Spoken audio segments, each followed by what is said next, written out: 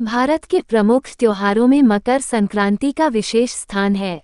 ये पर्व सूर्य देव की उपासना, प्रकृति के प्रति कृतज्ञता और नई ऊर्जा के स्वागत का प्रतीक है। ये त्योहार तब मनाया जाता है जब सूर्य देव धनु राशि से निकलकर मकर राशि में प्रवेश करते हैं, जिससे उत्तरायण काल का आरंभ होता है। इसी परिवर्तन से जुड़ी एक पौराणिक कथा बहुत प्रसिद्ध है। पुराणों के अनुसार एक समय की बात है जब राजा भागीरथ अपने पूर्वजों को मोक्ष दिलाने के लिए कठोर तपस्या कर रहे थे।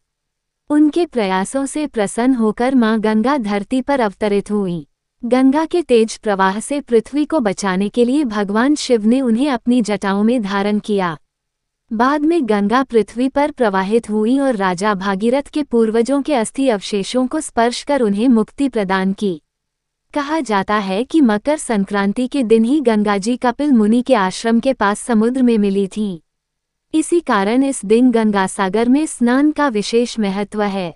मान्यता है कि इस दिन पवित्र नदियों में स्नान करने से व्यक्ति के सभी पाप नष्ट हो जाते हैं और जीवन में पुण्य की प्राप्ति होती है।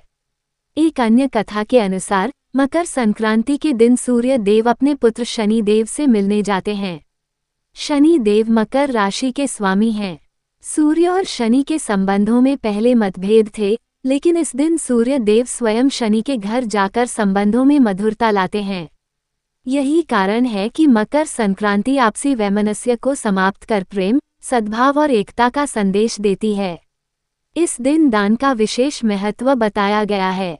विशेष रूप से तिल, गुड़, खिचड़ी, कंबल, वस्त्र और अन्न का दान अत्यंत पुण्यकारी माना जाता है। तिल को शुद्धता और गुड़ को मधुरता का प्रतीक माना गया है, इसलिए तिल गुड़ के लड्डू बांटकर लोग एक दूसरे के साथ मिठास भरे संबंधों की कामना करते हैं।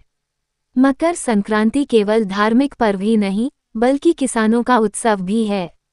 इस समय फसल पककर तैयार होती है और किसान अपनी मेहनत का फल पाकर प्रसन्न होते हैं। पतंग उड़ाना, मेलों का आयोजन और पारंपरिक पकवान इस पर्व को और भी आनंदमय बनाते हैं। इस प्रकार मकर संक्रांति की कथा हमें ये सिखाती है कि अहंकार त्याग कर प्रेम अपनाना, दान करना, प्रकृति का सम्मान करना और सकारात्मक परिवर्तन को स्वीकार करना ही सच्चा धर्म है। ये पर्व जीवन में नई शुरुआत, आशा और उजाले का संदेश देता है।